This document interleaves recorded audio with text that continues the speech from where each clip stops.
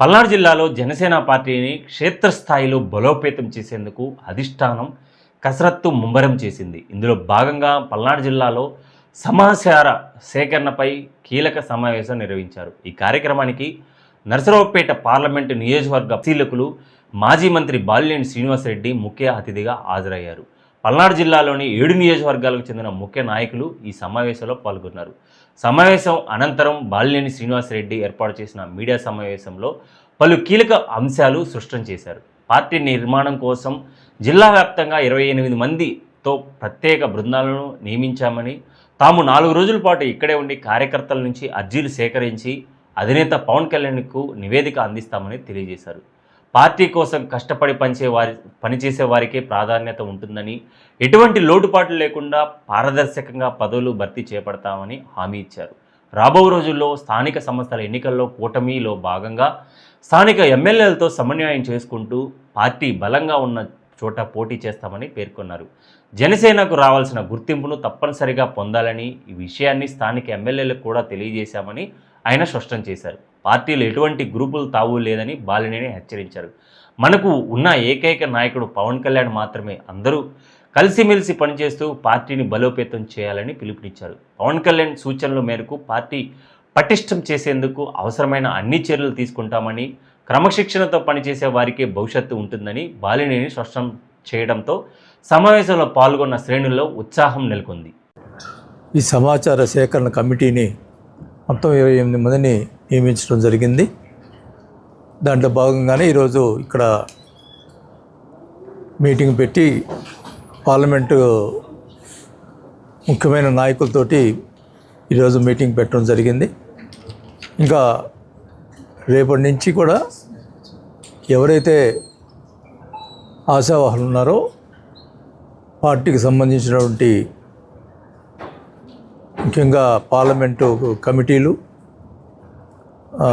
అలాగే అసెంబ్లీకి సంబంధించినటువంటి ఇన్ఛార్జి మరి కమిటీలు, అలాగే మండలానికి సంబంధించినటువంటి ఇన్ఛార్జి మరి కమిటీ, అలాగే అనుబంధ సంస్థల సంబంధించినటువంటి కమిటీలు అన్నీ కూడా ఆశావాళ్ళు ఎవరుండే వాళ్ళు అప్లికేషన్ ఇవ్వడం జరుగుతుంది.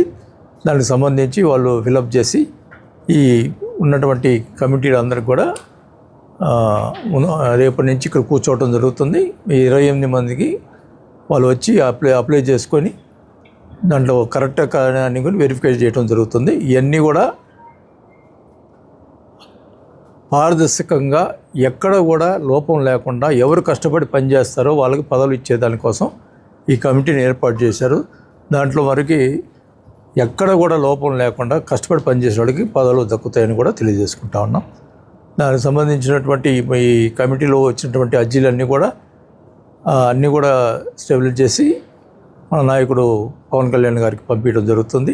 తర్వాత దాని మీద ఎంక్వైరీ జరిగి ఎవరైతే సమర్థులు ఉన్నారో ఇన్ఛార్జీలు అయితే ఎట్లా సమర్థులైనటువంటి ఇన్ఛార్జీలు, అలాగే మండల అధ్యక్షులు, ఇట్లాంటివి అన్నీ కూడా త్వరలోనే కమిటీ వేయడం జరుగుతుంది.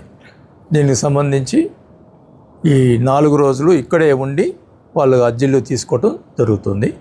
రేపు వరకు అయితే రేపు మధ్యాహ్నం 2 గంటల వరకు, రేపు మార్నింగ్ 10 నుంచి 2 గంటల వరకు ఈ అర్జీలు తీసుకోవడం జరుగుతుంది. అలాగే ఎల్లుండి నుంచి ఈవినింగ్ 6 దాకా, మార్నింగ్ 10 to ఈవినింగ్ 6 దాకా ఈ అర్జీలు తీసుకొని అన్నీ కూడా ఏ రోజుకు ఆ రోజు ఇక్కడ మా కమిటీతో పాటు ప్రెసిడెంట్ కమిటీ కూడా ఉంది. వాళ్ళందరూ కూడా ఇవన్నీ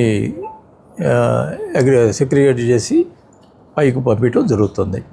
ఇది అంతా కూడా ఇది కొత్త తరహాలో వినూత్నంగా ఉన్న తరహాలో చేయటం జరుగుతుంది.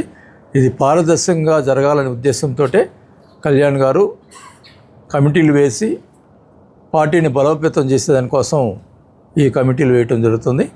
అలాగే ఈ స్థానిక సంస్థలకు సంబంధించిన కూడా మేము ఎప్పుడైతే రిజర్వేషన్స్ కన్ఫర్మ్ అవుతాయో అప్పుడే ఇక స్థానిక ఎమ్మెల్యేలతోటి కానీ ఎక్కడ జనసేనకు సంబంధించినటువంటి బలం ఉన్న చోట ఈ సర్పంచులు కానీ, ఎంపీటీసీలు కానీ, జడ్పీటీసీలు కానీ మేము అడగటం జరుగుతుంది. ఖచ్చితంగా మా బలం ఉన్న దగ్గర మటుకి ఏ పరిస్థితిలో మేము తీసుకొని పోటీ చేయటం జరుగుతుంది. దీనికి సంబంధించి అన్నీ కూడా వివరాలు మేము అందరి నాయకులకి చెప్పడం జరిగింది. ఖచ్చితంగా దానికి సంబంధించినటువంటి ఏ కాన్స్టిట్యున్సీలో మాకు బలం ఉందో అక్కడ పోటీ చేయడం జరుగుతుందని కూడా తెలియజేసుకుంటా ఉన్నాం. ఇవన్నీ కూడా టోటల్గా ఎవరైతే గెలుస్తారో అనే అభ్యర్థుల్ని మేము ఎంపిక చేసుకొని చేయటం జరుగుతుంది. ఏదైనా అన్నీ కూడా పారదర్శకంగా ఎక్కడ కూడా ఇబ్బంది లేకుండా చేయడం జరుగుతుంది.